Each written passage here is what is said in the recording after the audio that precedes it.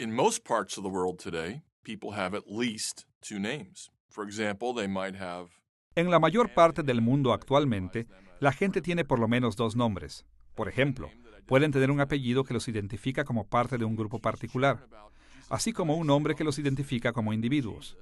Cuando les enseñamos a los niños acerca de Jesucristo, a menudo asumen que Jesús es un nombre de pila y que Cristo es su apellido. De hecho, a veces los adultos tienen esta concepción errónea. Eso no debe sorprendernos, pues incluso la Biblia usa la palabra Cristo como si fuera el nombre de Jesús. Pero en realidad, la palabra Cristo es un título que identifica el servicio y honor de Jesús en el reino de Dios.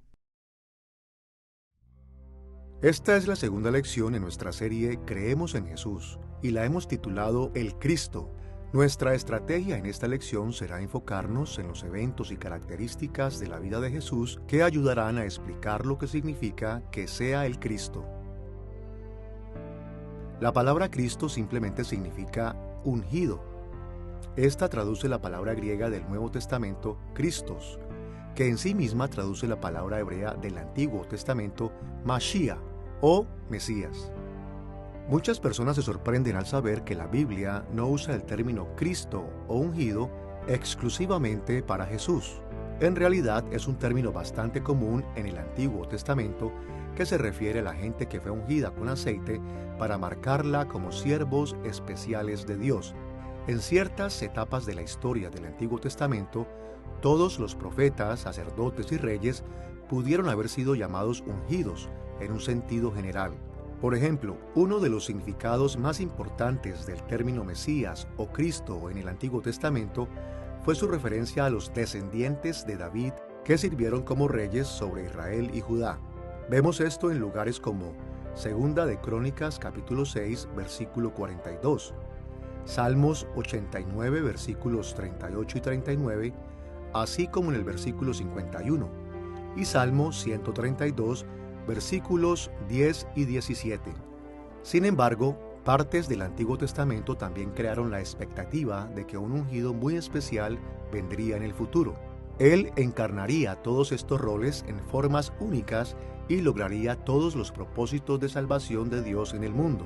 Esta persona vino a ser conocido entre los judíos simplemente como el Mesías o el Cristo. Y por supuesto, los cristianos alrededor del mundo sabemos que Jesús fue este gran Mesías, el ungido final, el Cristo. Nuestra discusión acerca de Jesús el Cristo se dividirá en 4 partes. Primero, veremos el significado de algunos eventos del período de su nacimiento y preparación para su papel del Cristo. Segundo, veremos su ministerio público como el Cristo. Tercero, examinaremos su pasión y muerte. Cuarto, investigaremos los eventos que componen su exaltación como el Cristo. Comencemos con el nacimiento y preparación de Jesús. En esta lección, describiremos el nacimiento y preparación de Jesús para su servicio mesiánico como el período que se extiende desde el anuncio de su nacimiento hasta su regreso victorioso de las tentaciones en el desierto. Veremos a fondo varios eventos de esta época de su vida, pero primero rápidamente resumiremos todo el periodo. Antes de que Jesús naciera, hubo ángeles que anunciaron su nacimiento a su madre la Virgen María y a su prometido José. El ángel Gabriel predijo el nacimiento de Jesús a María en Lucas capítulo 1, versículos 26 al 38. Y un ángel del Señor entregó un mensaje similar a su prometido José en Mateo capítulo 1, versículos 20 y 21. José y María vivían en la nación de Israel, la cual era parte del Imperio Romano. Ya avanzado el embarazo de María, César Augusto ordenó que José y María se registraran para los impuestos en el pueblo de Belén. Leemos esto en Lucas capítulo 2, versículos 1 al 5. De acuerdo a Lucas capítulo 2 versículos 6 al 20, Jesús nació durante su estancia en Belén. Su nacimiento fue anunciado por huestes angelicales a pastores cercanos que acudieron a verlo y después propagaron las noticias de lo que habían escuchado. Basándose en los regidores políticos y en los eventos contemporáneos mencionados por Lucas, así como en la historia extrabíblica, los historiadores han calculado generalmente que Jesús nació alrededor del año 4 antes de Cristo. La Biblia no registra muchos eventos de la vida temprana de Jesús, pero Lucas capítulo 2 versículo 21 dice que él fue nombrado y circuncidado 8 días después de su nacimiento. También cuando Jesús fue presentado en el templo, 2 siervos fieles de Dios, Simeón y Ana, lo reconocieron como el tan esperado Cristo, como leemos en Lucas capítulo 2 versículos 22 al 40.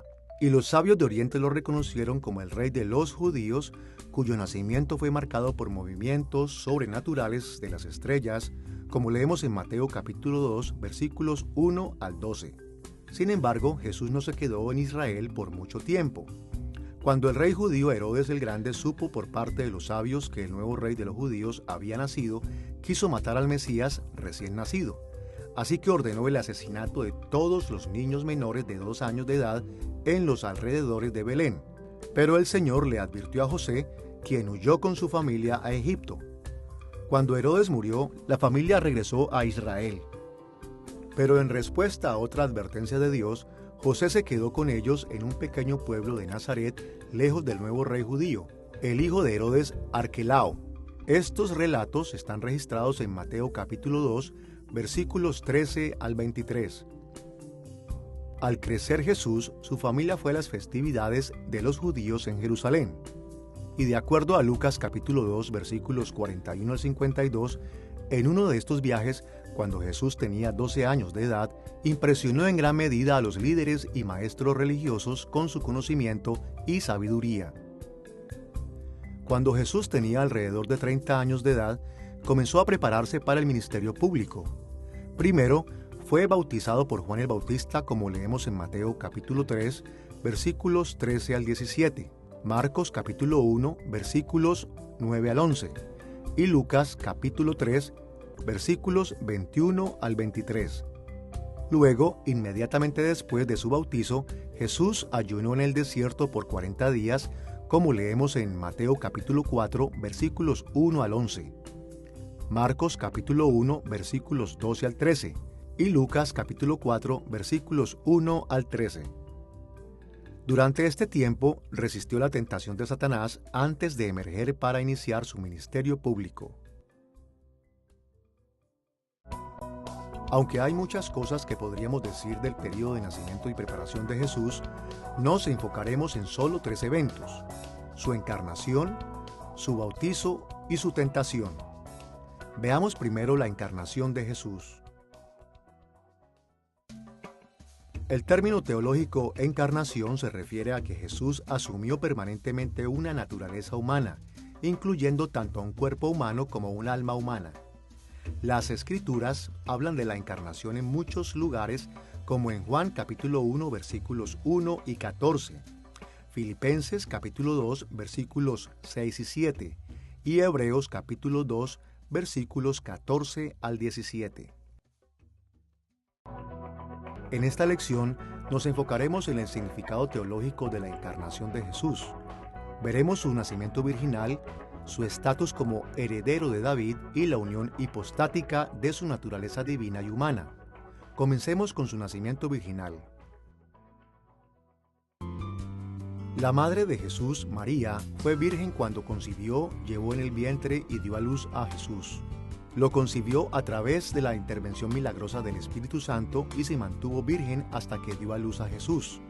Estos hechos son enseñados de manera explícita en Mateo capítulo 1 versículos 18 al 25 y Lucas capítulo 1 versículos 26 al 38.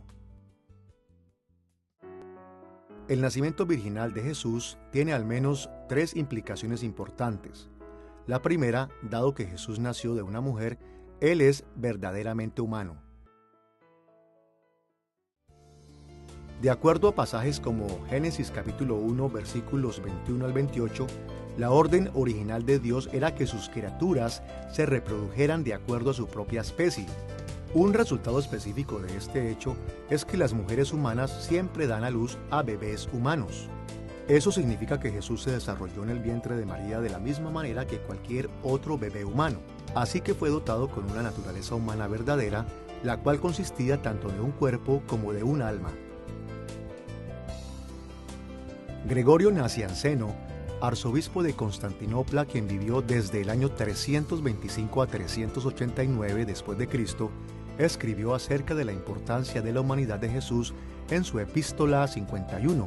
Escuchemos lo que dijo: puesto que lo que él no ha asumido no ha sanado. Si solo hubiera caído la mitad de Adán, entonces aquello que Jesús salva sería también solo la mitad. Pero si toda la naturaleza de Adán cayó, tiene que estar unido a la naturaleza de aquel que fue engendrado y así ser salvado como un todo. Que no sea entonces envidiado nuestra completa salvación, o que nuestro Salvador sea representado solo con huesos y nervios, o solo el arte del retrato de la humanidad. Repitiendo lo que dice Hebreos capítulo 2, versículo 17, Gregorio reconoce que la salvación de los seres humanos requiere un Salvador que sea como nosotros en la totalidad de nuestra humanidad. La segunda, dado que Jesús fue concebido milagrosamente por el Espíritu Santo, su naturaleza humana era completamente incorruptible por el pecado. De acuerdo a Romanos capítulo 5, versículos 12 al 19, todos los seres humanos cargamos la culpa del primer pecado de Adán. Y según Romanos capítulo 7, versículos 5 al 24, nosotros también estamos corrompidos y habitados por ese pecado. Pero la Biblia enseña claramente que Jesús nació sin pecado. Vemos esto en 2 de Corintios capítulo 5, versículo 21, y en 1 de Juan capítulo 3, versículo 5, lo cual es implícito en el anuncio del nacimiento de Jesús en Lucas capítulo 1, versículo 35. Mientras que los teólogos siempre han reconocido que hay un cierto misterio en cómo Jesús evitó la culpa y la corrupción del pecado a pesar de haber nacido de una madre humana, la mayoría coincide en que el nacimiento virginal apunta inconfundiblemente a la presencia sustentadora sobrenatural y la preservación de Dios, mediante el cual esto se logró. Una tercera implicación de la concepción virginal y nacimiento de Jesús es que Él realmente es el Mesías prometido que fue enviado para liberar a su pueblo del pecado y de la muerte. En Mateo capítulo 1, versículo 21, José recibió esta profecía en un sueño. María dará a luz un hijo y llamará su nombre Jesús, porque Él salvará a su pueblo de sus pecados. Y en Mateo capítulo 1, versículos 22 y 23, Mateo interpretó la profecía de esta manera: todo esto aconteció para que se cumpliese lo dicho por el Señor por medio del profeta, cuando dijo: He aquí, una virgen concebirá y dará a luz un hijo, y llamarás su nombre Emmanuel, que traducido es Dios con nosotros. En esta explicación, Mateo citó Isaías capítulo 7, versículo 14, e indicó que como el nacimiento de Jesús cumplió esta profecía, esta probó que Él era el Cristo.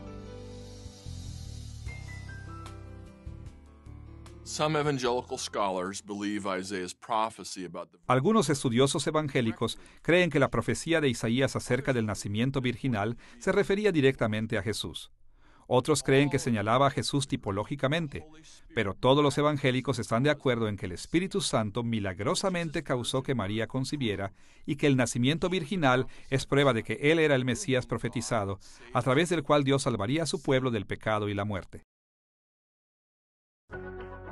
Habiendo considerado la encarnación de Jesús en términos de su nacimiento virginal, reflexionemos en su estatus como el heredero de David. Es crítico reconocer que Jesús fue el heredero de David, pues ello le da el derecho legal de ser el Mesías o Cristo.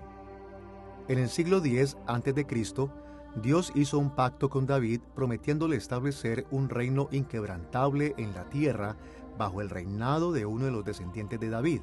Encontramos referencias a este pacto en 2 de Samuel capítulo 7 y en 1 de Crónicas capítulo 17. El reino de David quedó dividido después de la muerte de su hijo Salomón, pero el Antiguo Testamento profetizó que un futuro rey de la línea de David, conocido como el Mesías o el Cristo, eventualmente vendría a restaurar el reino.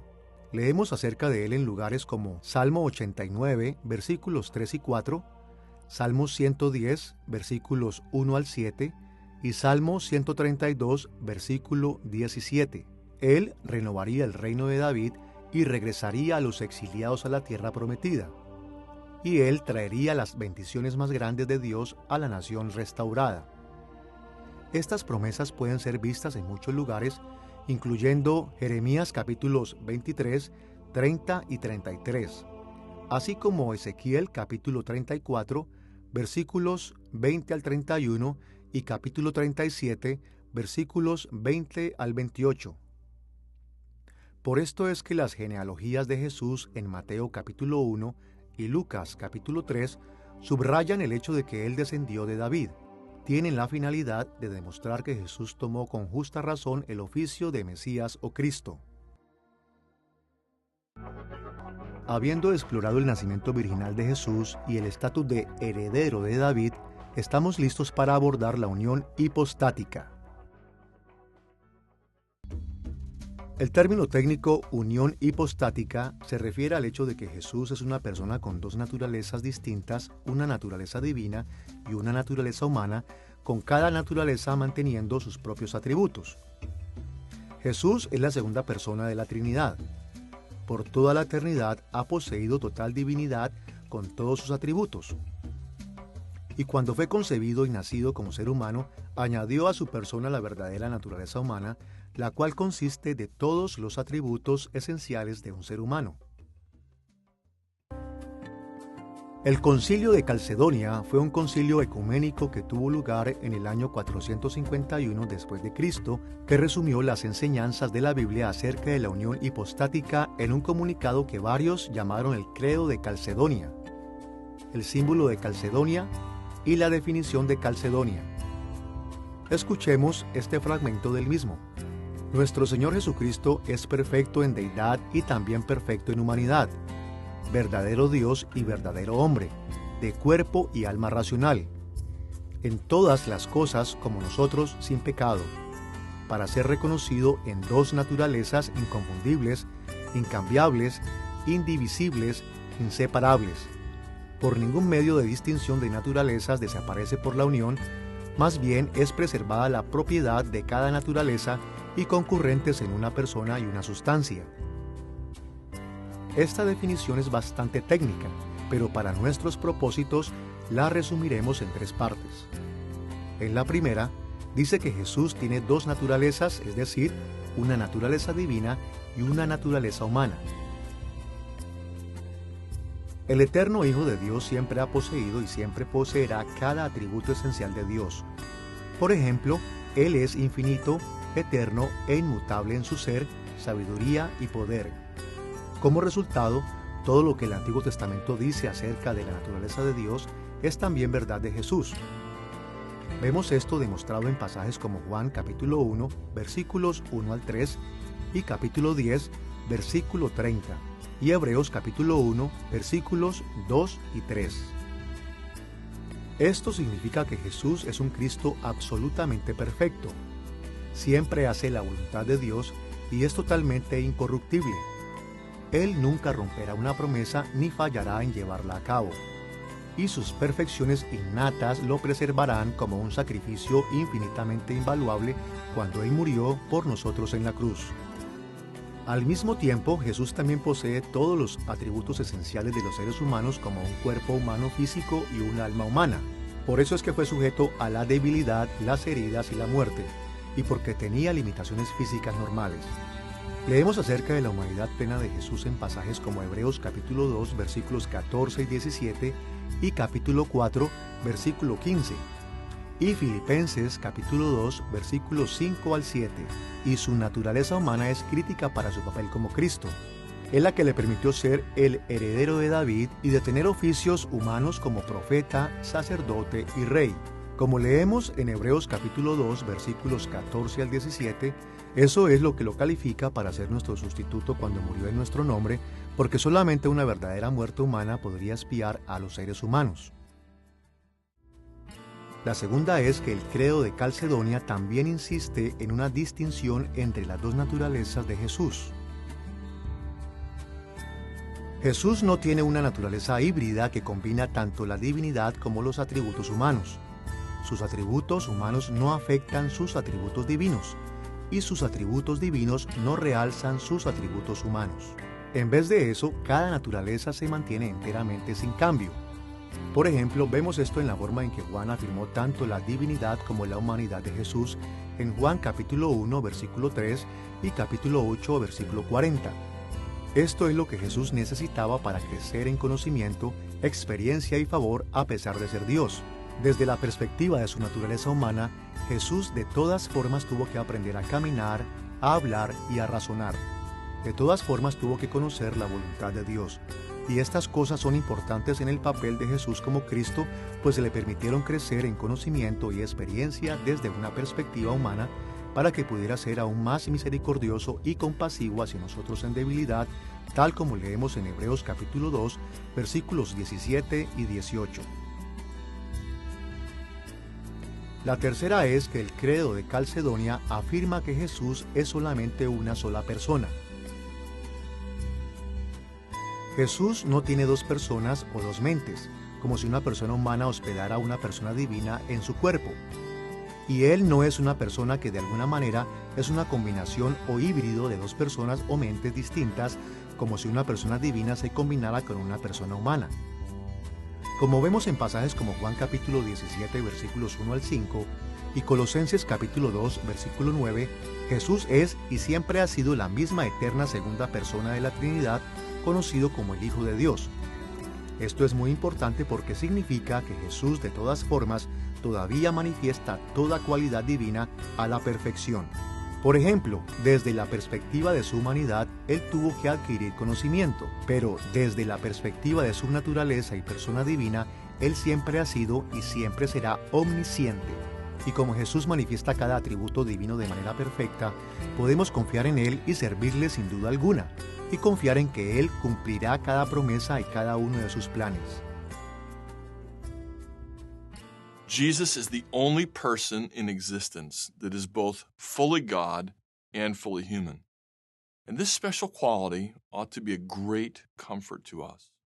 Jesús es la única persona que es completamente Dios y es completamente humano. Esta característica especial debería ser un gran consuelo para nosotros. Como Él es totalmente humano, puede tener compasión de nosotros en todas nuestras debilidades y sufrimientos. Nuestro Salvador las ha vivido todas, y soportó esta vida sin nunca caer en pecado, así que podemos confiar en Él y seguirlo completamente. Al mismo tiempo, como Él es Dios, podemos tener plena confianza de que ninguna debilidad humana le quitará su habilidad para redimirnos, y que tiene poder ilimitado y autoridad para cumplir sus promesas y planes para nosotros. Como Jesús es completamente Dios y completamente humano, Él es el Rey, intercesor y Salvador perfecto. Habiendo considerado el nacimiento y la preparación de Jesús en términos de su encarnación, estamos listos para reflexionar en su bautizo. Veremos el bautizo de Jesús examinando tres formas en que éste lo preparó para el ministerio, comenzando con el hecho de que al ser bautizado fue confirmado como el Cristo. En cierto sentido, Jesús celebró el oficio de Cristo desde el comienzo de su encarnación. Nació heredero del trono de David y fue proclamado por ángeles como el Cristo, pero su nombramiento no fue declarado públicamente hasta su bautismo, cuando fue anunciado al mundo por otros miembros de la Trinidad. El Espíritu Santo confirmó que Jesús era el Cristo al descender sobre él como una paloma, y Dios Padre lo confirmó como el Cristo al hablar desde el cielo. Aunque ni el Espíritu Santo ni el Padre específicamente usaron la palabra Cristo en ese momento, Dios ya le había revelado a Juan el Bautista que aquel que recibiera estas señales sería el Cristo. Encontramos estos detalles en Lucas capítulo 3 versículos 15 al 22 y Juan capítulo 1 versículos 19 al 36. Esta confirmación lo preparó para el oficio de Cristo al anunciar formalmente a la nación y al mundo que el Cristo de Dios había venido finalmente. Un segundo resultado del bautizo de Jesús es que lo ungió para el oficio de Cristo. Una objeción que se ha planteado en contra de llamar a Jesús el Cristo es que nunca fue ungido con aceite para el oficio de Mesías. Pero los registros del Evangelio muestran que Jesús fue ungido por el Espíritu Santo en su bautismo. Este nombramiento oficialmente declaró a Jesús como el Cristo y también lo empoderó para su ministerio. Como Dios encarnado, Jesús era omnipotente. Pero el oficio de Cristo es un oficio humano, así que ocultó su poder y gloria para que fuera como la gente a la que él vino a servir. Al igual que otros seres humanos ungidos, Jesús se apoyó en el poder del Espíritu Santo para su ministerio. Vemos esto en lugares como Lucas capítulo 4 versículos 1 y 14 y Hechos capítulo 10 versículo 38. Escuchemos lo que Juan capítulo 3 versículo 34 dice acerca del poder que Jesús recibió del Espíritu Santo. Porque el que Dios envió, las palabras de Dios habla, pues Dios no da el Espíritu por medida. El tercer resultado del bautizo de Jesús que mencionaremos es que éste consumó la justicia. Cuando Jesús fue con Juan el Bautista para ser bautizado, Juan se opuso porque Jesús ya era justo. Jesús nunca había pecado y por lo tanto no necesitaba arrepentirse. Pero Jesús respondió diciendo que no era suficiente que él fuera sin pecado personalmente. También tenía que cumplir con todas las obras de justicia necesarias que le habían sido designadas. Escuchemos su discusión en Mateo capítulo 3, versículos 14 y 15. Mas Juan se lo oponía diciendo: Yo necesito ser bautizado por ti, ¿y tú vienes a mí? Pero Jesús le respondió: Deja ahora, porque así conviene que cumplamos toda justicia. Entonces le dejó. El significado del bautizo de Jesús se vuelve más claro cuando entendemos que Juan no es el único que va a bautizar a la gente en sus días. Una variedad de grupos judíos, incluyendo el de Juan, se separaron de la corrupción de Jerusalén en ese tiempo y se consideraron a ellos mismos como el remanente de justicia de Israel. Y a menudo usaron el bautismo o lavamiento como iniciación de sus miembros. Así que, cuando Jesús fue bautizado por Juan, realizó el acto de justicia necesario afirmándose e identificándose con el remanente fiel dentro de Israel. Ahora que hemos visto el nacimiento y preparación de Jesús en términos de su encarnación y bautizo, dirijamos nuestra atención a su tentación.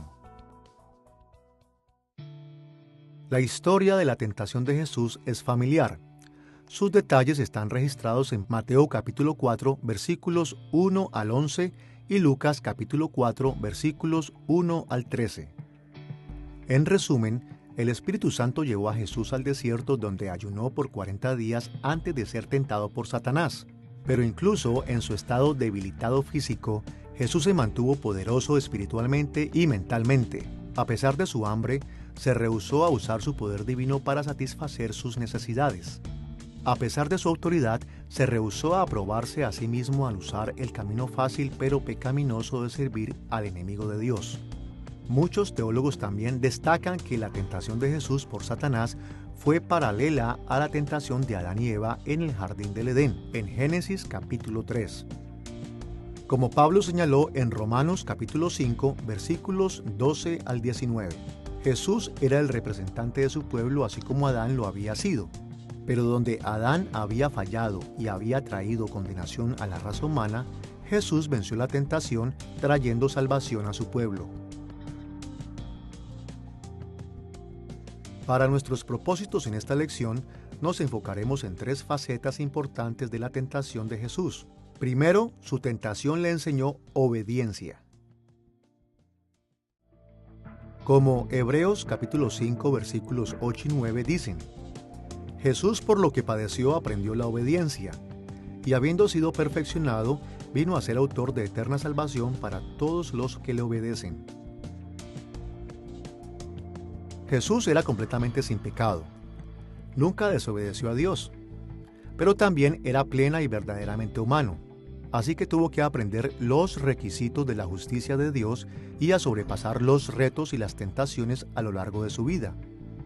Como vemos en las tentaciones que él sufrió, Jesús obedeció a Dios tanto en mantener los requisitos de la ley y mediante la presentación del plan del Padre para su vida. Su obediencia lo preparó para su obra como Cristo, como leemos en Hebreos capítulo 5, versículo 9, lo hizo a él un sacrificio aceptable para Dios, de modo que se volvió la fuente de salvación eterna.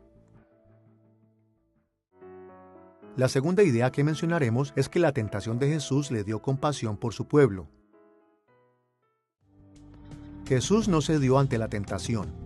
Sin embargo, la seguía sintiendo de forma aguda. Reconoció que las cosas que Satanás le ofrecía eran deseables y su estado debilitado por el ayuno debe haber aumentado su anhelo por estas cosas.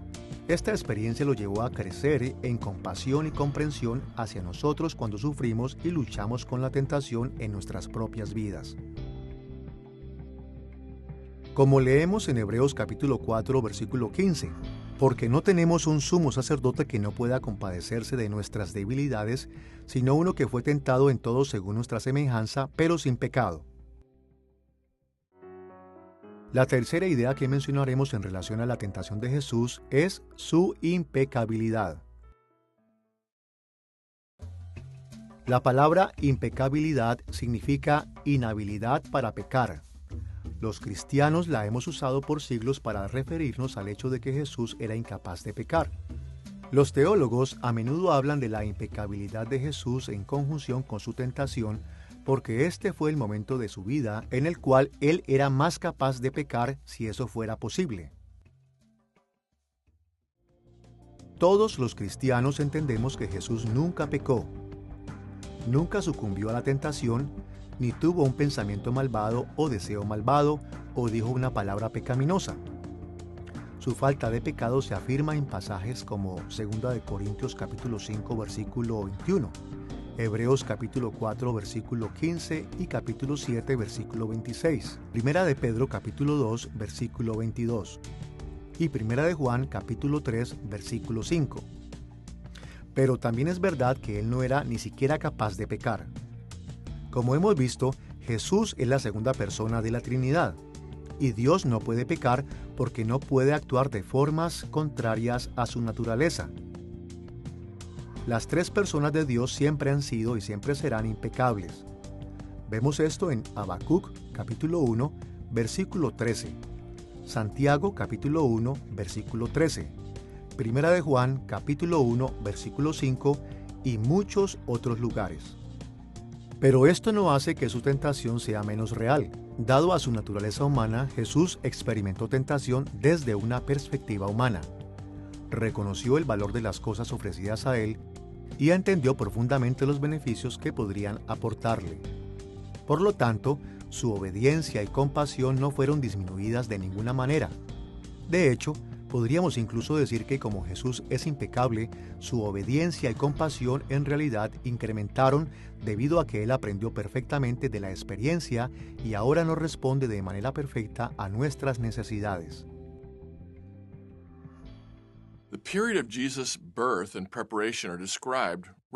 El período del nacimiento y de la preparación de Jesús son descritos muy brevemente en los Evangelios.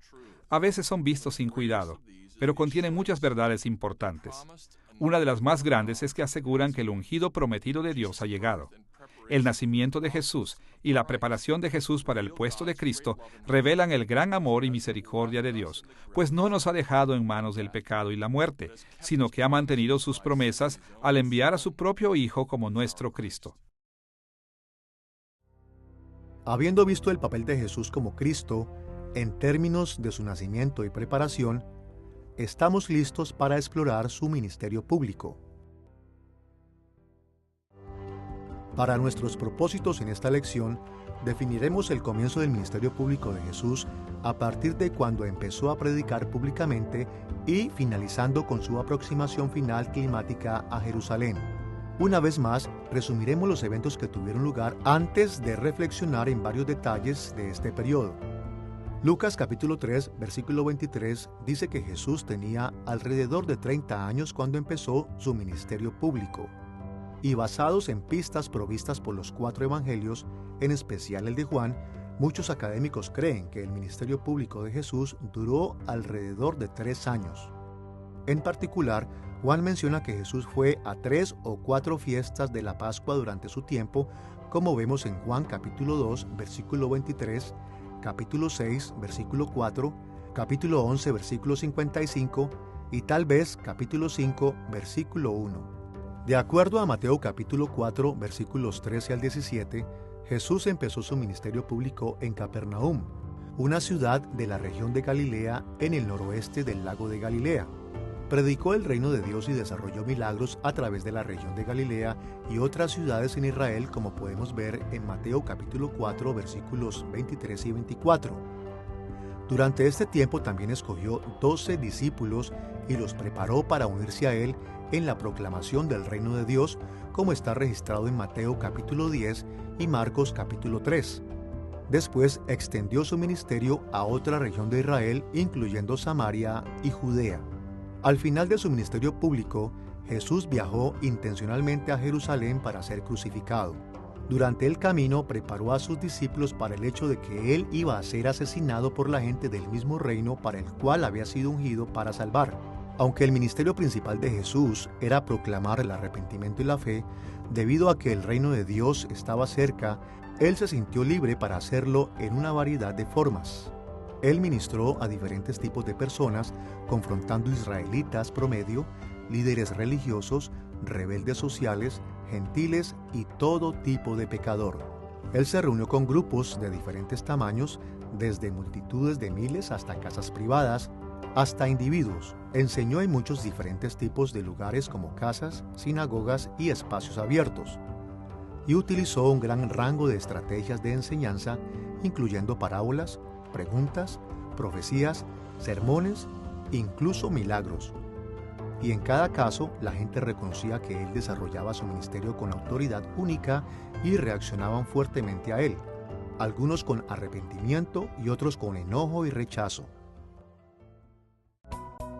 Los evangelios contienen tanta información acerca del ministerio público de Jesús que solo subrayaremos sus 3 puntos claves. El primero son las proclamaciones de Jesús del evangelio. El segundo son sus demostraciones de poder. Y el tercero son las afirmaciones de su ungimiento al oficio de Cristo. Veamos primero el evangelio que Jesús proclamó. Escuchemos el resumen del Evangelio de Jesús en Mateo capítulo 4, versículo 17. Desde entonces comenzó Jesús a predicar y a decir: Arrepentíos, porque el reino de los cielos se ha acercado. Marcos describió el mensaje de Jesús de forma similar en Marcos capítulo 1, versículos 14 y 15. Y Mateo le atribuyó el mismo mensaje del Evangelio a Juan el Bautista en Mateo capítulo 3, versículo 2. Veremos 2 aspectos del Evangelio de Jesús. Primero, su mensaje de que el reino venía. Y segundo, su llamado para el arrepentimiento inmediato. Primero, veamos la enseñanza de Jesús acerca del reino.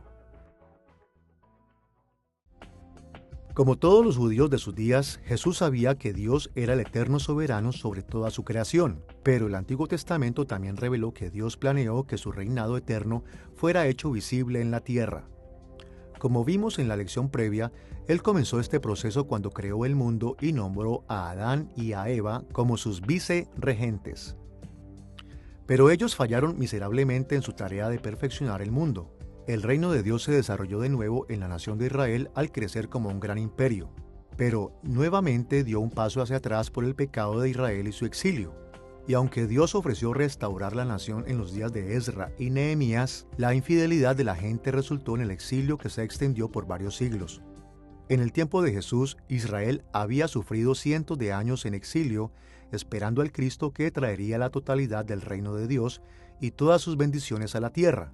Así que cuando Jesús anunció las buenas nuevas de que el reino de Dios estaba cerca, este fue un mensaje de tremenda esperanza.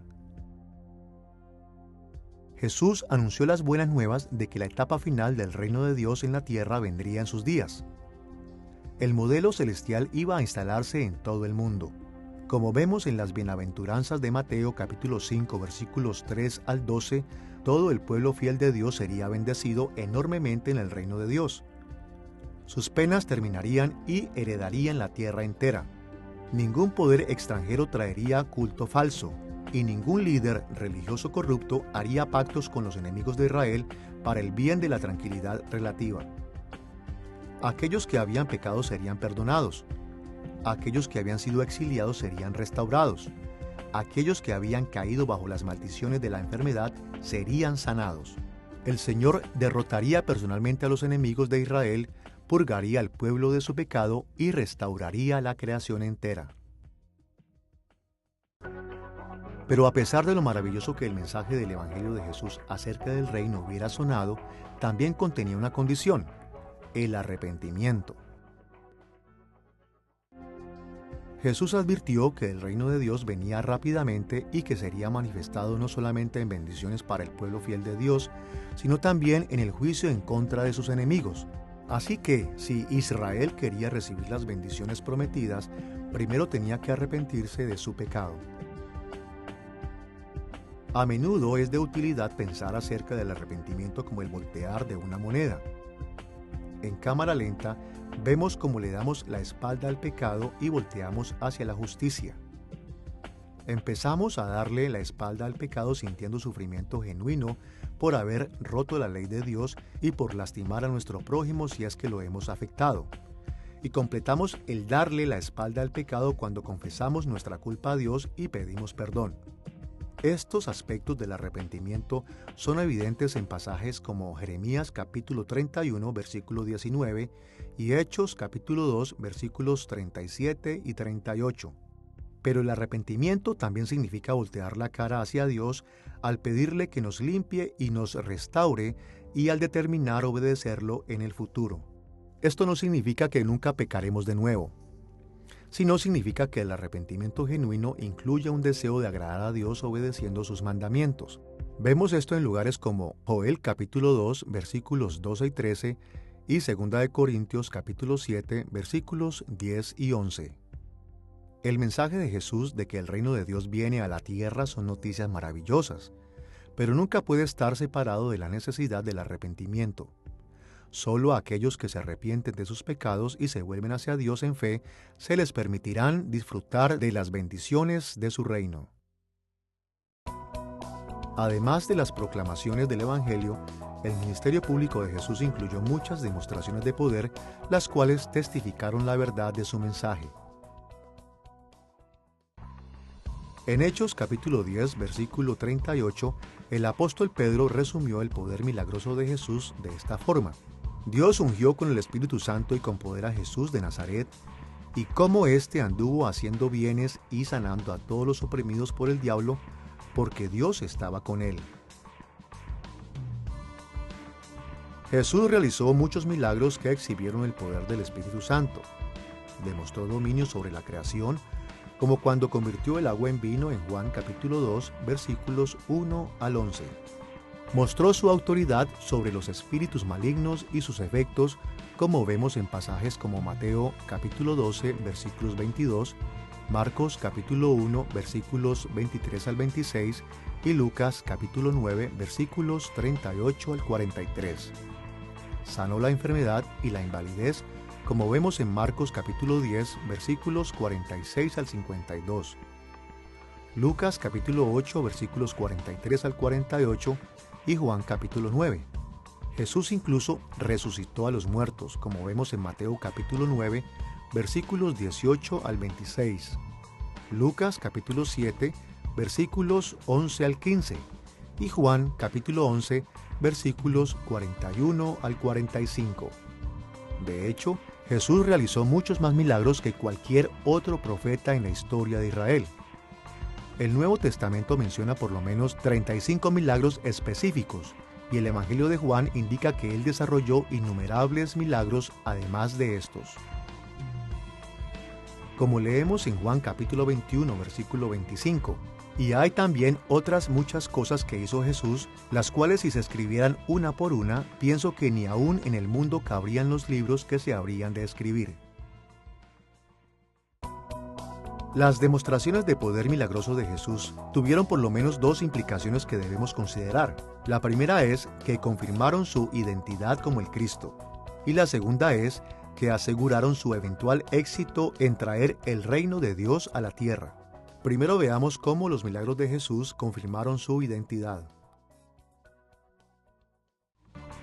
Las obras milagrosas de poder de Jesús confirmaron su identidad como el Cristo, el ungido especialmente por Dios para traer la etapa final de su reino.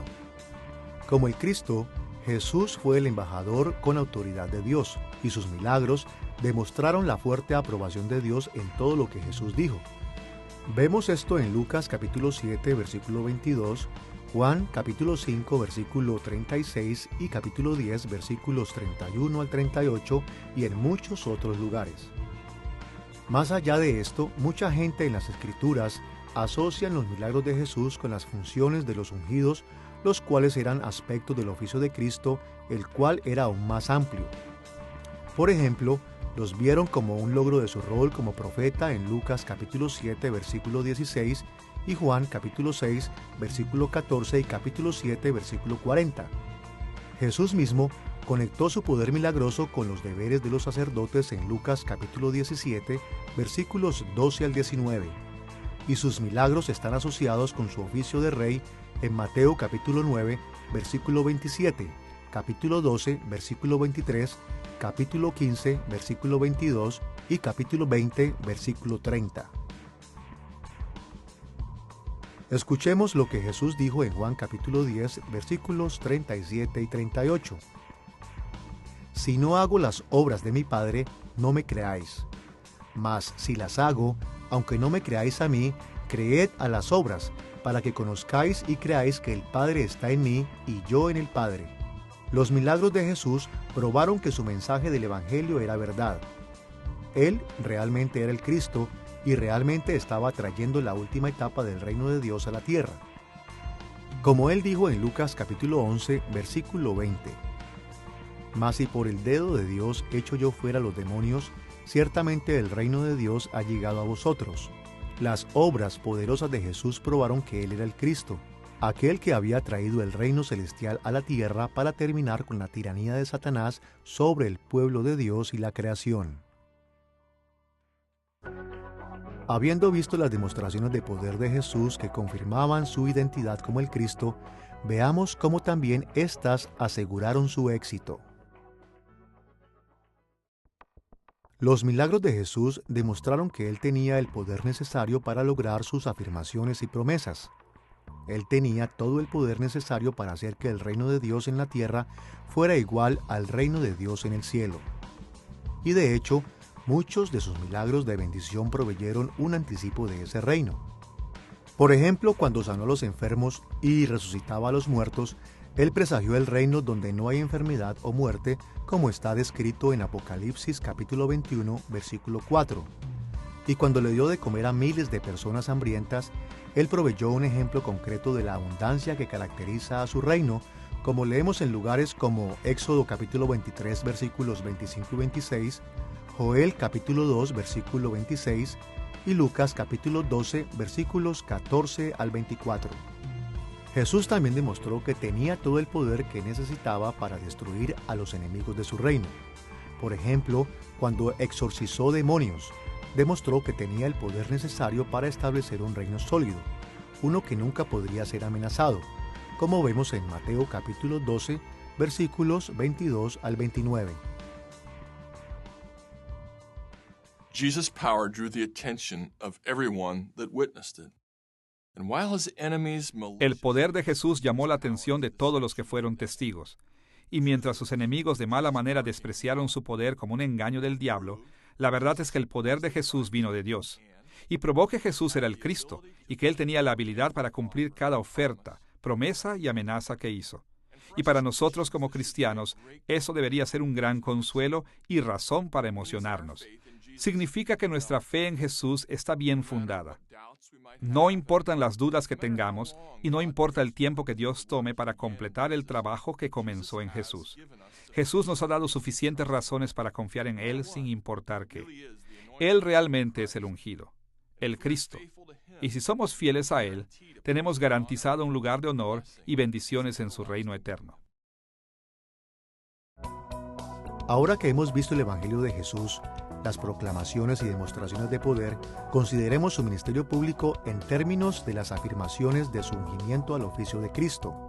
El ungimiento de Jesús como Cristo fue confirmado de muchas maneras durante su ministerio público, pero para fines de ilustración, enfoquémonos en dos afirmaciones dignas de nombrar: la confesión apostólica de Pedro de que Jesús era el Cristo y la transfiguración de Jesús en gloria.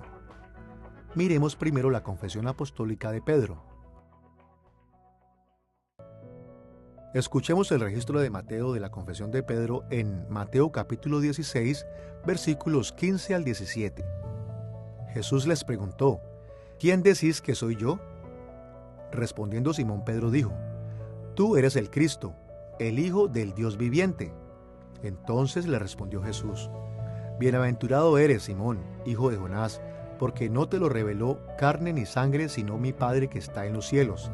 Este mismo evento está registrado en Marcos capítulo 8, versículos 27 al 30 y Lucas capítulo 9, versículos 18 al 20. La afirmación de Pedro del ungimiento de Jesús al oficio de Cristo fue una revelación directa de Dios. Como hemos visto, la gente debería haber sido capaz de deducir que Jesús era el Cristo simplemente viendo sus milagros. Pero la confesión de Pedro como el vocero de los apóstoles fue más que eso. Fue una revelación autoritativa profética de Dios, tal como era su confirmación infalible del hecho de que Jesús realmente era el Cristo. Habiendo visto que la confesión apostólica de Pedro afirmó el ungimiento de Jesús al oficio de Cristo, veamos la transfiguración de Jesús en gloria. Transfiguración es el nombre que los teólogos le han dado al evento en el cual Jesús fue revelado a sus discípulos en gloria. Se refiere al hecho de que su aparición fue radicalmente transformada, revelando una porción de su gloria divina. Este evento es registrado en Mateo capítulo 17, versículos 1 al 8, Marcos capítulo 9, versículos 2 al 8 y Lucas capítulo 9, versículos 28 al 36. También se hace referencia a esto en 2 de Pedro capítulo 1, versículos 16 al 18. En resumen, Jesús llevó a Pedro, Santiago y Juan a una montaña a orar. Y mientras se encontraban ahí, la apariencia de Jesús cambió.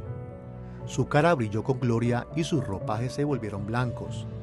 Mientras la apariencia de Jesús estuvo alterada, Moisés y Elías se aparecieron y la voz de Dios fue escuchada desde el cielo, afirmando que Jesús era su Hijo.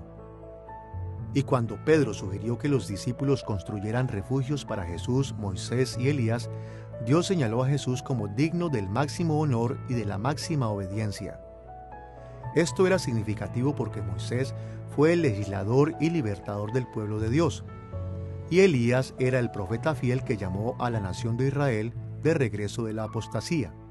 Esto significa que Jesús estaba en continuidad con la ley y los profetas y que él estaba desarrollando las expectativas puestas por los más grandes líderes del pasado de Israel. Pero también significaba que él era el ungido más grande de todos, heredero final davídico que traería el reino de Dios a la tierra. Ahora que hemos visto el nacimiento de Jesús y su preparación para el oficio de Cristo y su ministerio público, estamos listos para reflexionar en su pasión y muerte.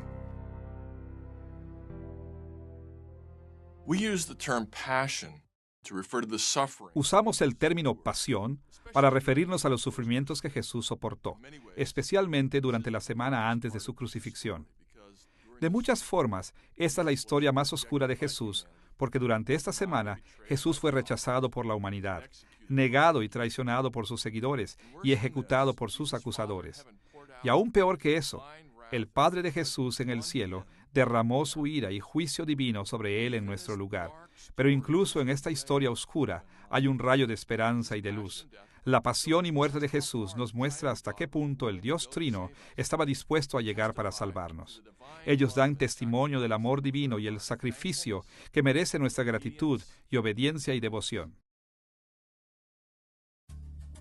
En esta lección definiremos la pasión y muerte de Jesús como el período que comienza con su llegada a Jerusalén y termina en la tumba después de su crucifixión. Mientras esta parte de la vida de Jesús duró solamente como una semana, contuvo muchos eventos significativos. Una vez más comenzaremos con un breve resumen del periodo. Durante el año 30 a.C., Jesús fue a Jerusalén para la fiesta de la Pascua. Cuando se aproximó a la ciudad montando un asno, mucha gente lo reconoció y lo clamaron el Rey de Israel. Por esa razón, su entrada en la ciudad es comúnmente conocida como la entrada triunfal.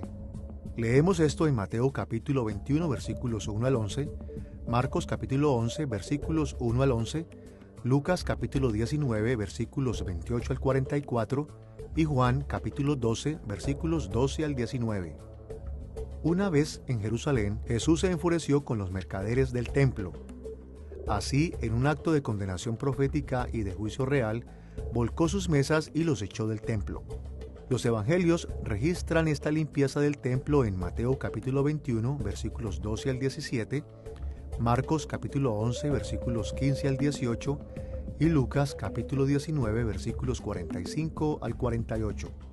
En los días siguientes, Jesús mantuvo disputas con las autoridades religiosas y enseñó a todos los que fueron a escucharlo. Luego, en la noche antes de la celebración judía de la Pascua, Jesús se reunió con sus discípulos y compartió una cena final, a menudo llamada la Última Cena. Durante esta semana, Él instituyó la Cena del Señor como una conmemoración continua y una comunión hasta su regreso prometido. Este evento es registrado en Mateo capítulo 26, versículo 17 al 30, Marcos capítulo 14, versículos 12 al 26 y Lucas capítulo 22, versículos 7 al 23. Esa misma noche, Él también dio muchas instrucciones tanto a través de su enseñanza, la cual es a menudo conocida como su discurso de despedida, registrado en Juan capítulos 13 al 16 y a lo largo de su oración sacerdotal en Juan capítulo 17. Esa misma noche, el discípulo Judas se fue para traicionar a Jesús, pues había planeado esto con los líderes religiosos judíos en Lucas capítulo 22, versículos 3 y 4, y Juan capítulo 13, versículos 27 al 30. Después, Jesús y los otros discípulos caminaron al jardín de Getsemaní, y mientras Jesús estaba orando, Judas guió a un grupo de líderes religiosos y soldados al jardín donde arrestaron a Jesús. Jesús fue acusado ante el sumo sacerdote Caifás, el líder judío, fue enjuiciado ante el gobernador romano Pilato y el rey judío Herodes Antipas. Bajo la tensión de la situación, sus discípulos lo abandonaron y Pedro lo negó 3 veces. Jesús mismo fue golpeado, ridiculizado y sentenciado a muerte. Estos eventos están registrados en Mateo capítulo 26, versículo 31, al capítulo 27, versículo 31. Marcos capítulo 14, versículo 32 al capítulo 15, versículo 20. Lucas capítulo 22, versículo 39 al capítulo 23, versículo 25. Y Juan capítulo 18, versículo 1 al capítulo 19, versículo 16. Jesús fue crucificado alrededor del mediodía del día siguiente a su arresto. Fue clavado a una cruz y colgado públicamente de ella hasta que murió. En medio de esta gran agonía y sufrimiento, Él prometió misericordia a un ladrón arrepentido, proveyó de cuidado a su madre y le pidió a Dios perdón por aquellos que lo estaban matando. Alrededor de las 3 en punto, clamó a Dios y murió. Estos eventos están registrados en Mateo capítulo 27, versículos 32 al 54, Marcos capítulo 15, versículos 21 al 39, Lucas capítulo 23, versículos 26 al 47 y Juan capítulo 19, versículos 16 al 30. En ese momento un terremoto movió la tierra y el velo del templo se partió de arriba a abajo. Después un soldado romano lo perforó con una lanza para verificar que estaba muerto y el cuerpo de Jesús fue bajado de la cruz. Como el día de reposo estaba a punto de comenzar, algunos de sus seguidores rápidamente prepararon su cuerpo para el funeral y lo pusieron en una tumba prestada. El registro de esta terrible tarde puede ser encontrado en Mateo capítulo 27, versículos 51 al 61, Marcos capítulo 15, versículos 38 al 47, Lucas capítulo 23, versículos 44 al 56 y Juan capítulo 19, versículos 34 al 42.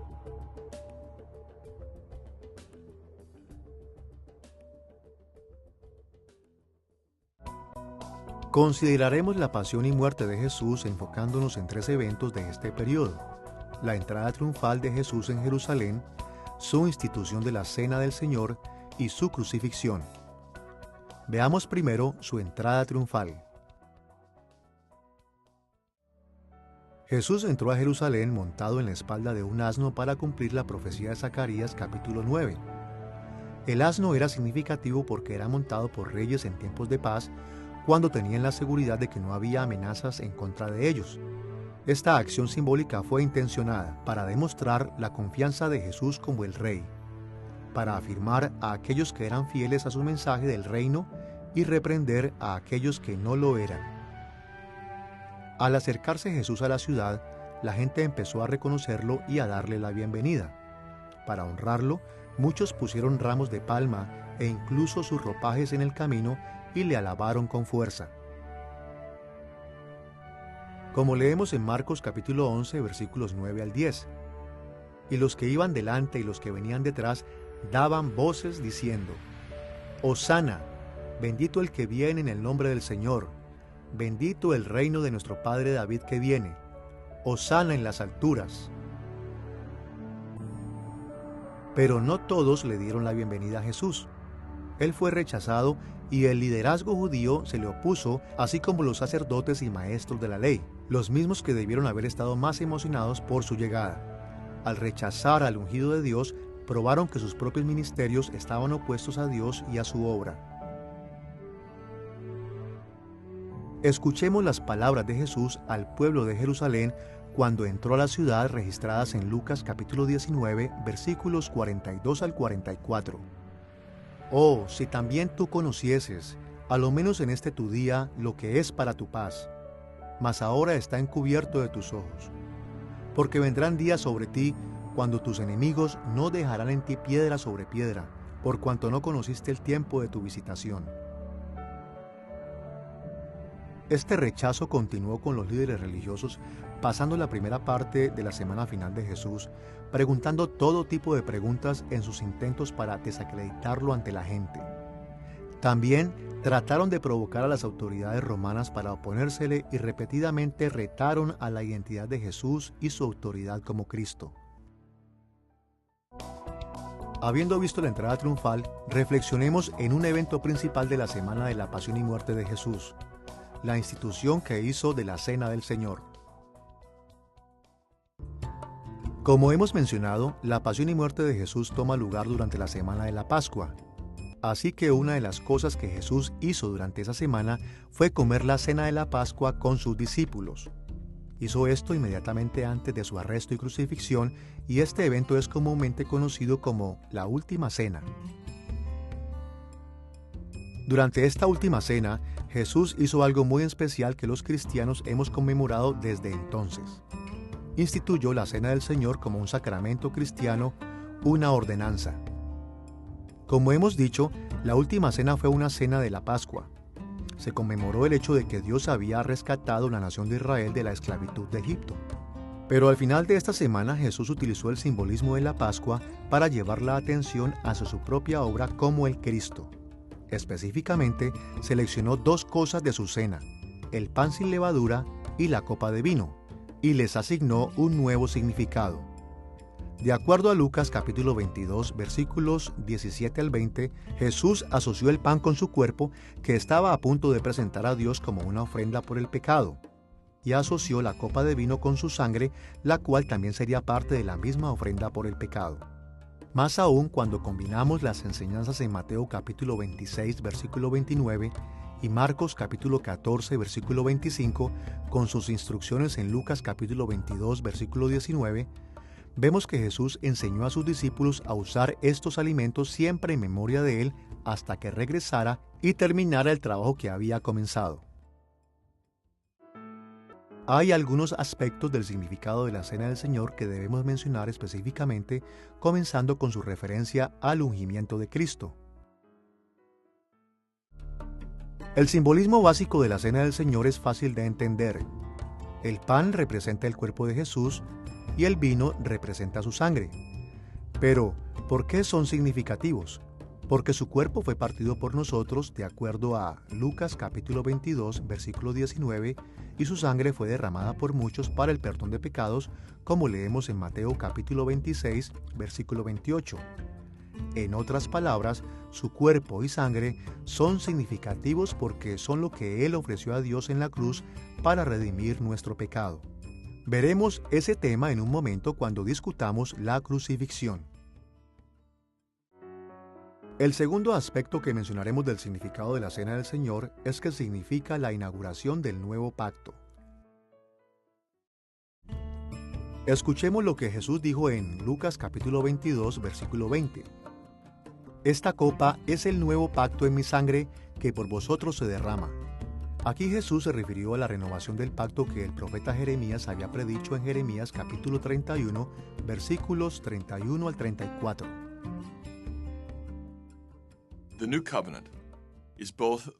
El nuevo pacto es ambos: la garantía y la renovación de las promesas del pacto previamente hechas por Dios en los días de Adán, Noé, Abraham, Moisés y David.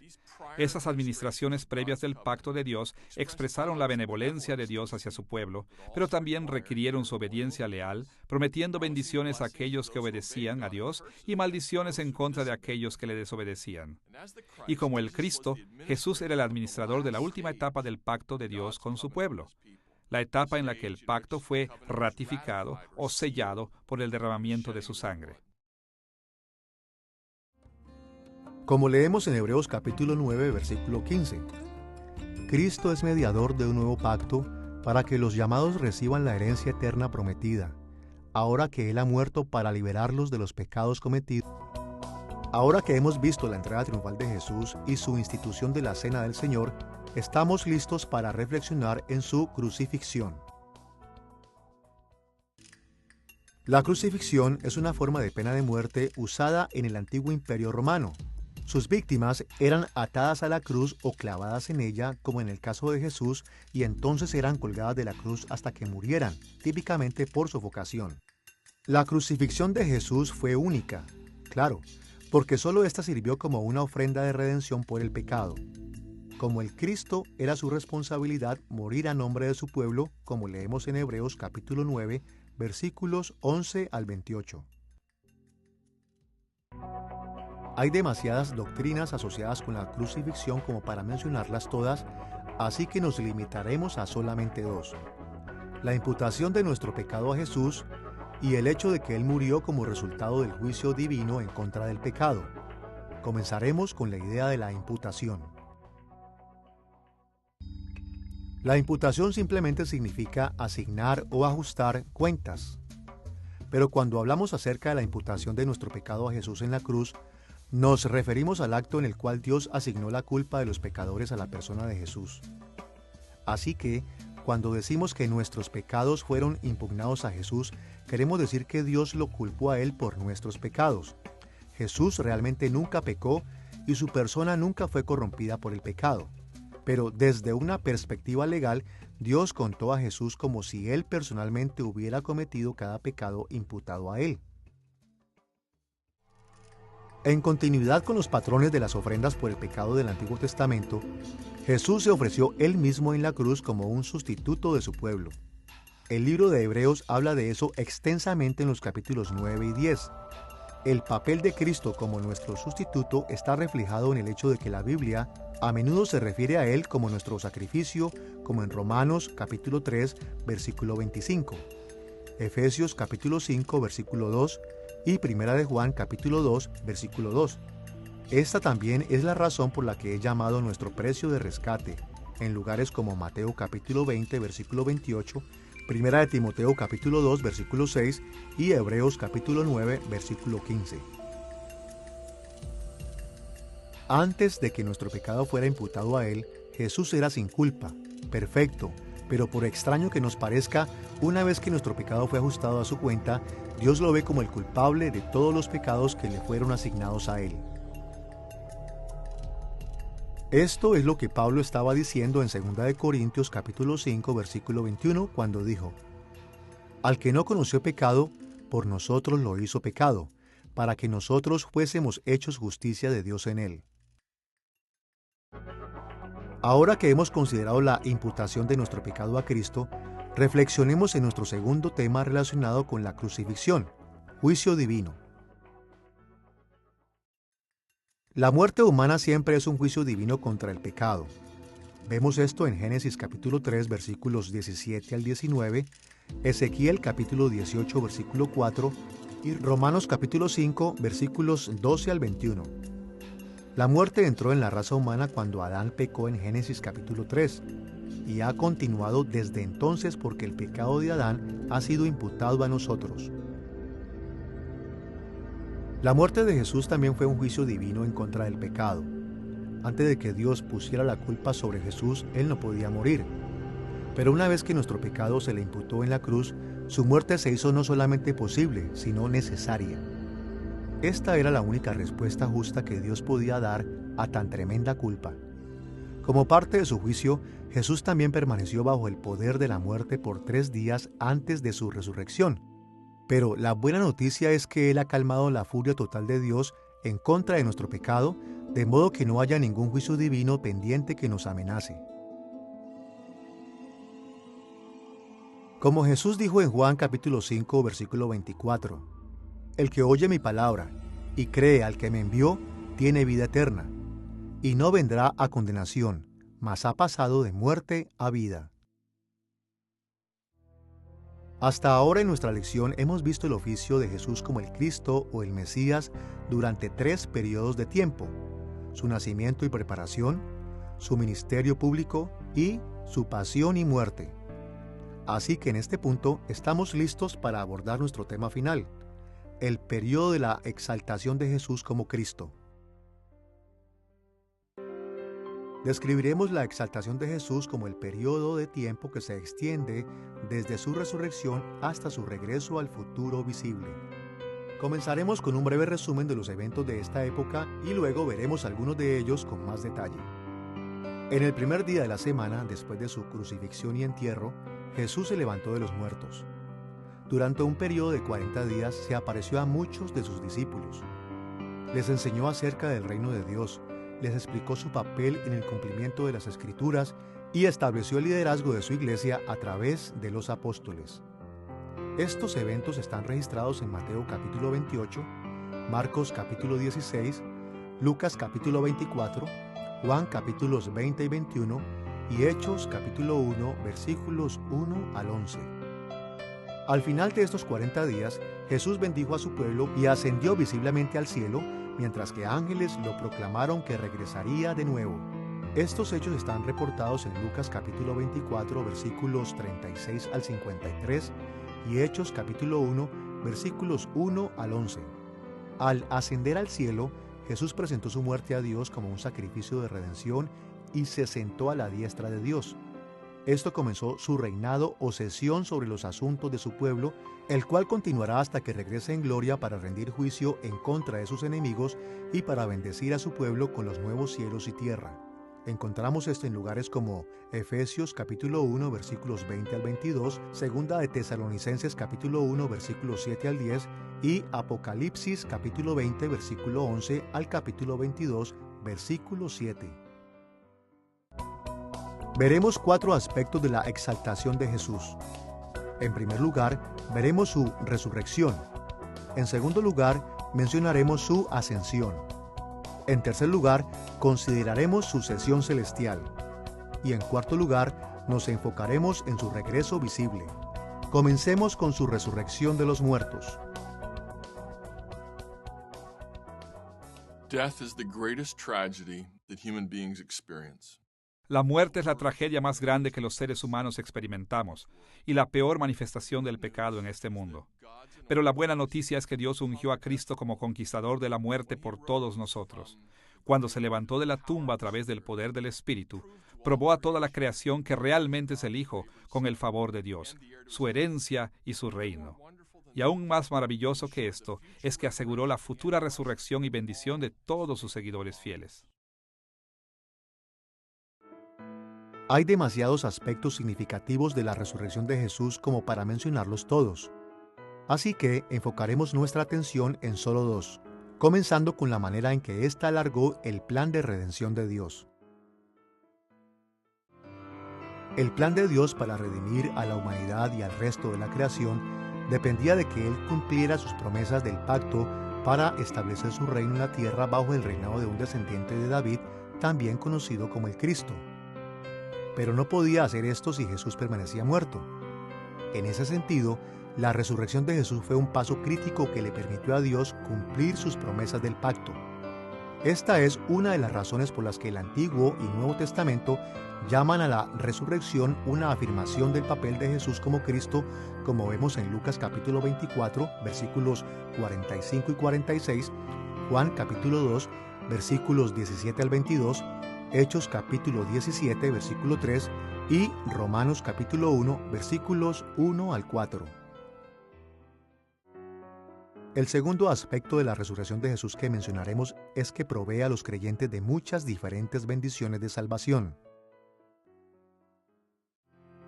El Nuevo Testamento asocia la resurrección de Jesús con una amplia variedad de bendiciones que recibimos como parte de nuestra salvación, que resulta en nuestra justificación, la cual es el perdón por nuestros pecados en Romanos capítulo 4, versículo 25.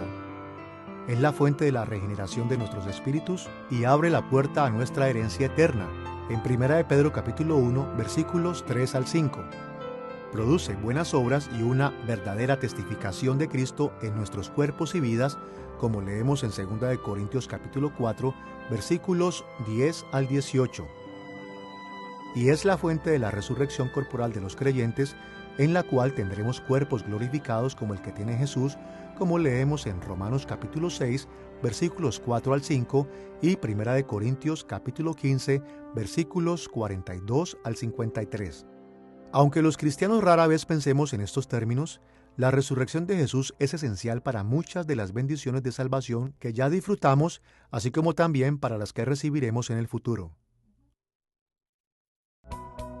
Con la resurrección en mente, veamos su ascensión al cielo. La ascensión de Jesús ocurrió cuando fue milagrosamente elevado al cielo ante la presencia especial de Dios. Ahora bien, por supuesto, en su naturaleza divina, el Hijo de Dios está presente en todos los lugares a todas horas. Pero de acuerdo a su naturaleza humana, la ascensión movió el cuerpo y el alma de Jesús de nuestro reino terrenal al reino celestial habitado por ángeles y las almas de los creyentes que ya han partido. Las Escrituras registran este evento en Lucas capítulo 24, versículos 50 al 53 y Hechos capítulo 1, versículos 9 al 11, y se refieren a él en muchos otros lugares.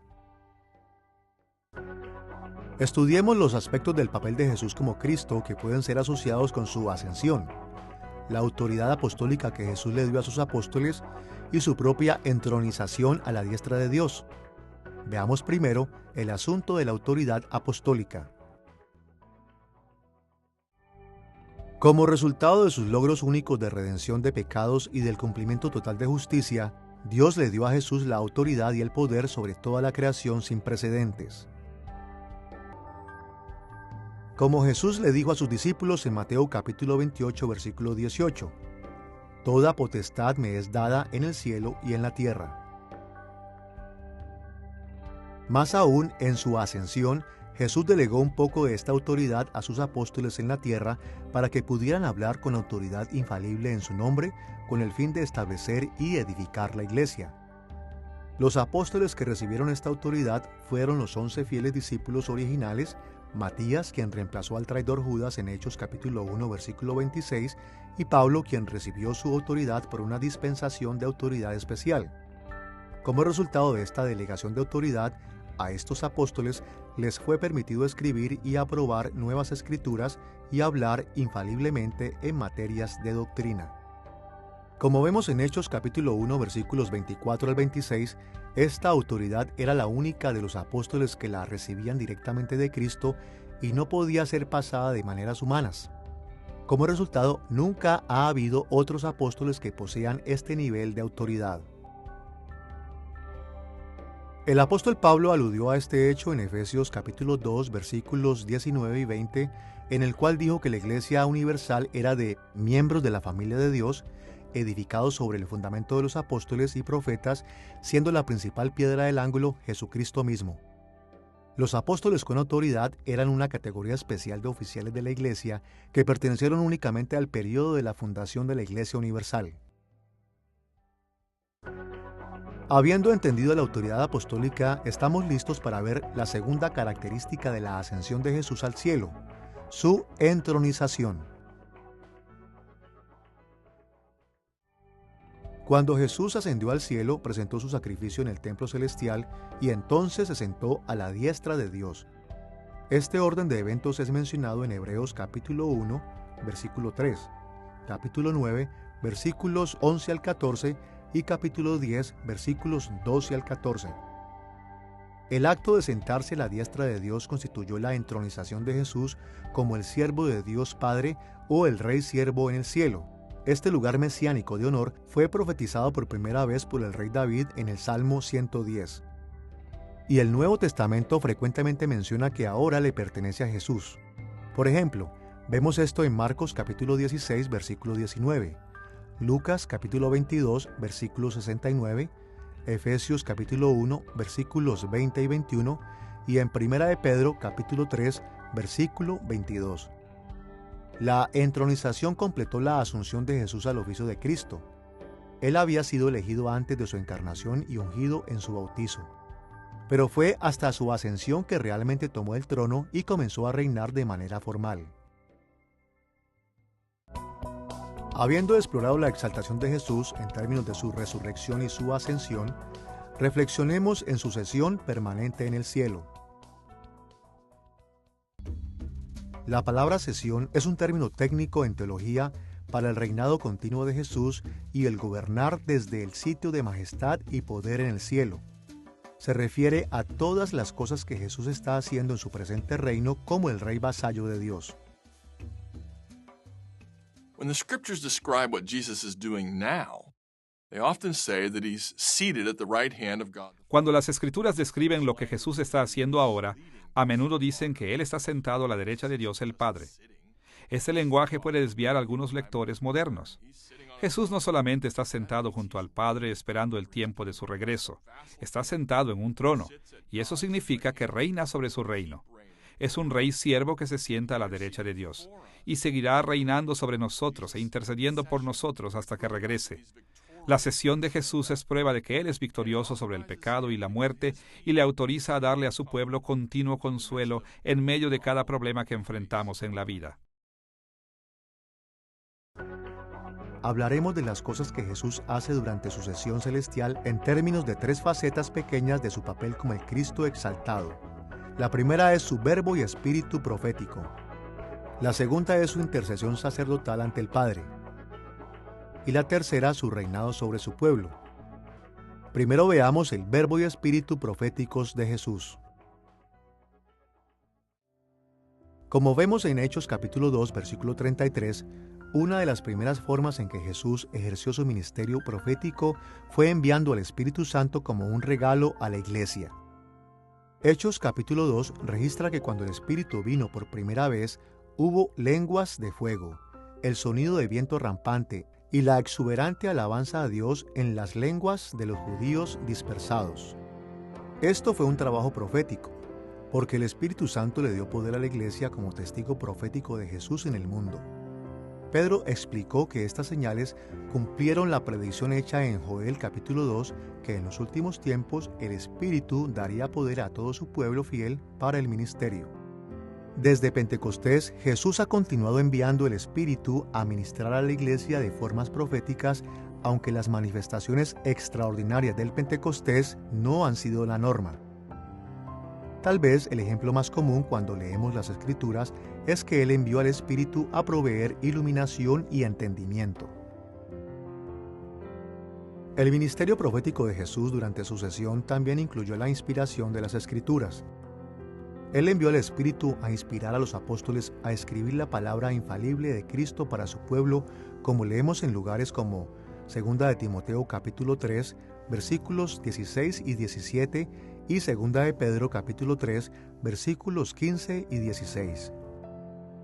Y Jesús continúa ministrando a su iglesia por medio de la palabra, preservando las Escrituras para nosotros y enviando a su Espíritu, dándole dones a los ministros para predicar la palabra a sus congregaciones y evangelizar a los perdidos, como vemos en lugares como Filipenses capítulo 1, versículo 14, Primera de Tesalonicenses capítulo 2, versículo 13, y Hebreos capítulo 13, versículo 7. Además de su verbo y espíritu, la sesión de Jesús también incluye su intercesión sacerdotal. En su ascensión, Jesús ofreció su propia sangre al Padre para redimir los pecados de su pueblo.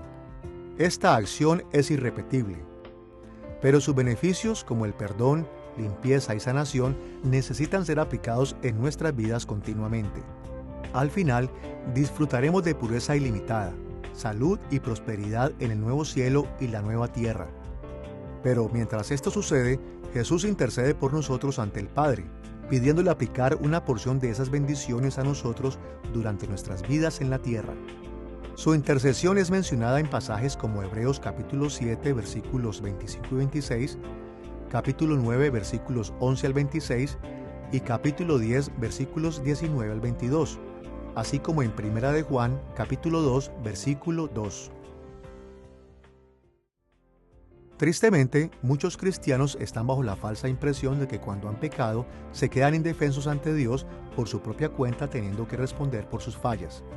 Pero el hecho maravilloso es que así como Jesucristo pagó por nuestros pecados en la cruz, ahora intercede por nosotros ante nuestro Padre en el cielo, asegurando que el Padre continuará perdonándonos y bendiciéndonos. Nunca estamos solos en la corte celestial de Dios, porque Jesús continuamente ora en nuestro nombre. Con el Verbo y Espíritu y la intercesión de Jesús en mente, reflexionemos en su reinado. El papel continuo de Jesús consiste en parte en gobernar a la Iglesia, a quien la Biblia describe tanto como su esposa en lugares como Efesios capítulo 5, versículos 23 al 29, como su cuerpo, como vemos en 1 Corintios capítulo 12, versículo 27. Al ser un hijo y heredero de David, Jesús también reina las naciones, subyugándolas a su justo reinado y gobierno. Vemos esta idea desarrollada en Mateo capítulo 28, versículos 19 y 20, 1 Corintios capítulo 15, versículos 24 al 28 y Apocalipsis capítulo 22, versículo 16. También como la representación exacta de Dios y la verdadera imagen de la humanidad restaurada, Jesús reina con justicia, como el Señor de la creación, como vemos en Hebreos capítulo 2, versículos 7 y 8. Y aún más allá de esto, Jesús es tan altamente exaltado que tiene total autoridad sobre todos los poderes y autoridades como los ángeles y demonios. Vemos esto en Romanos capítulo 8, versículos 38 y 39, y Colosenses capítulo 1, versículo 16, y capítulo 2, versículo 15. Escuchemos cómo Pablo resumió el reinado de Jesús en Filipenses capítulo 2, versículos 9 al 11. Dios también le exaltó hasta lo sumo y le dio un nombre que es sobre todo nombre, para que en el nombre de Jesús se doble toda rodilla de los que están en los cielos y en la tierra y debajo de la tierra, y toda lengua confiese que Jesucristo es el Señor para gloria de Dios Padre.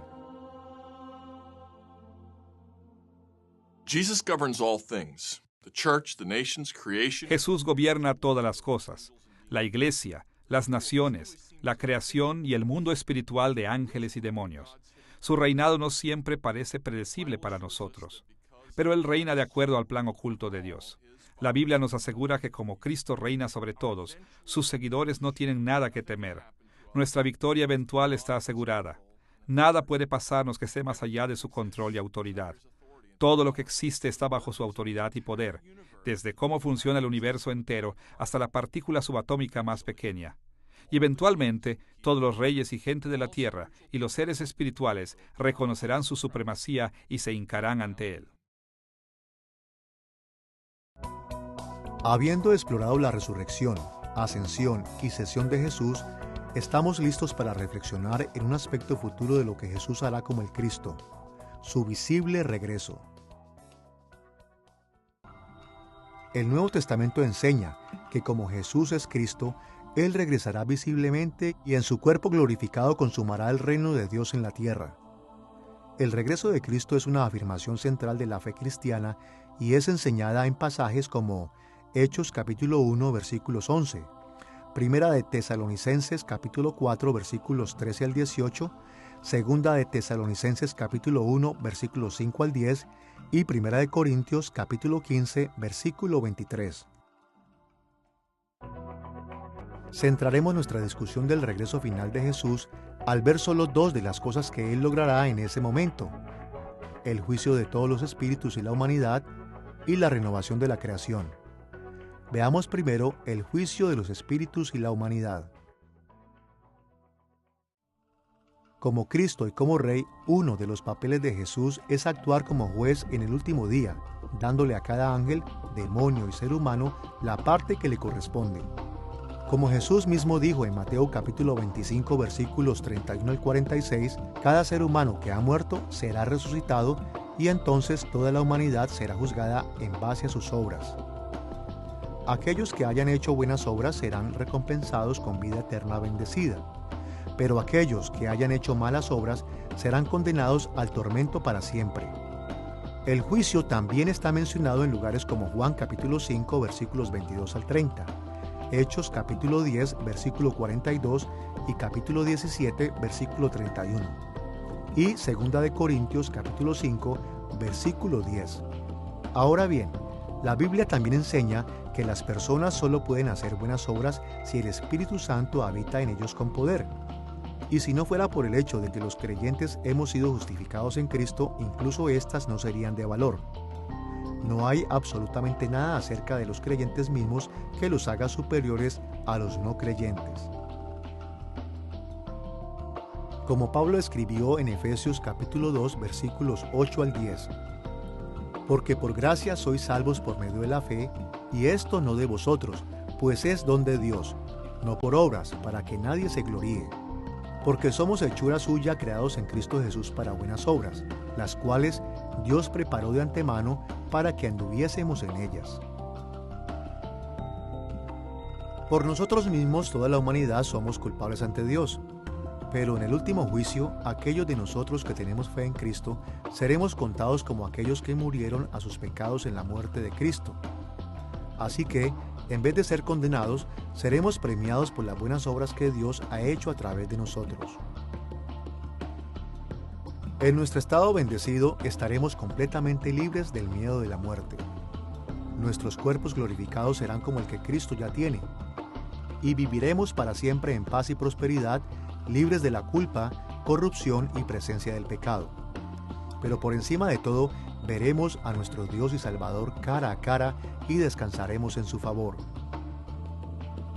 Como parte de nuestra recompensa, también se nos dará autoridad en los nuevos cielos y tierra para reinar sobre ellos con Cristo. Vemos esto en Romanos capítulo 8 versículo 17 y 2 de Timoteo capítulo 2 versículo 12. Y una de las primeras formas en que ejercitaremos esta autoridad es reuniéndonos con Jesús al traer juicio sobre los ángeles y demonios, como Pablo enseñó en 1 Corintios capítulo 6 versículo 3. El resultado se parecerá al juicio sobre la humanidad. Los ángeles justos serán recompensados y los demonios malvados serán condenados, tal como leemos en Mateo capítulo 25, versículo 41. Habiendo entendido el juicio de los espíritus y la humanidad, reflexionaremos en la renovación de la creación que también tomará lugar cuando Jesús regrese. Como Pablo enseñó en Romanos capítulo 8 versículos 19 al 22, cuando Dios maldijo el suelo en respuesta al pecado de Adán, esto afectó la creación entera. Como resultado, el universo entero está sujeto a la corrupción. Pero como leemos en Romanos capítulo 8 versículos 21 y Apocalipsis capítulo 22 versículo 3, cuando Jesús regrese, Él removerá las cadenas del pecado y la muerte de la creación. Entonces, heredaremos y gobernaremos sobre una tierra buena y perfecta, que será incluso mejor que la primera creación. Los profetas del Antiguo Testamento visualizaron esta creación restaurada en términos de abundancia en alimentos, paz entre los pueblos y animales y alabanza gozosa y servicio a Dios. Vemos esto a lo largo de los libros de Isaías, Jeremías y Zacarías. La renovación de la creación primero requerirá la limpieza del mundo con fuego, como el apóstol Pedro reveló en 2 de Pedro capítulo 3 versículos 10 al 13, pero el resultado será maravilloso. Como Pedro dijo en 2 de Pedro capítulo 3 versículo 13, pero nosotros esperamos, según sus promesas, cielos nuevos y tierra nueva en los cuales mora la justicia. Veámoslo de la siguiente manera. Todos sabemos que la creación puede ser un lugar maravilloso. Incluso aunque la creación todavía esté bajo la maldición del pecado, a veces podemos estar todavía impresionados por su belleza, por sus complejidades, por el gozo que nos trae. Ahora imaginemos cómo sería la creación sin la maldición del pecado, sin dolor, sin enfermedad, sin guerra, incluso sin muerte. Imaginemos la maravilla de vivir en una nueva creación cuando Jesús regrese, su belleza, complejidad y gozo. Y como Jesús es el Cristo, el que reina sobre todas las cosas, Él tiene la autoridad y el poder para hacer un mundo perfecto para nosotros, donde vamos a glorificar a Dios y a disfrutar de Él para siempre. Como seguidores de Jesús el Cristo, nuestra gran esperanza es que Él regrese y nos conceda las bendiciones de su reino. Esta visión del futuro debería motivarnos para servir a Dios con un sentido de urgencia al proclamar su evangelio a los perdidos. Debería animarnos a perseguir una vida de pureza, incluso a pesar de que sabemos que nunca podremos ser condenados por nuestros pecados, pues estamos seguros en Cristo. Y eso debe darnos valentía para amar y agradecerle por las grandes bendiciones que nos ha prometido. En esta lección sobre Jesús el Cristo, hemos dado un repaso a los hechos y significados de la vida y ministerio terrenal de Jesús, viendo los periodos de su nacimiento y preparación, su ministerio público, su pasión y muerte, y finalmente su exaltación. Cada una de esas partes de la vida de Jesús nos provee de entendimiento significativo del papel de Jesús como el Cristo de Dios. Jesucristo es la persona más poderosa y emocionante que jamás haya vivido. Lo que es aún más emocionante es que sigue vivo hoy, sirviendo como nuestro profeta, sacerdote y rey desde su trono en el cielo. Y si le servimos fielmente, nos asegura en su palabra que nuestras bendiciones en el mundo venidero estarán mucho más allá que nuestras más grandes expectativas. En nuestras futuras lecciones en esta serie, exploraremos los oficios de Jesús, de profeta, sacerdote y rey, en gran detalle. Pero hasta este punto, hemos visto ya más que suficientes razones para maravillarnos ante el esplendor y grandeza de Cristo y para comprometer nuestras vidas a Él.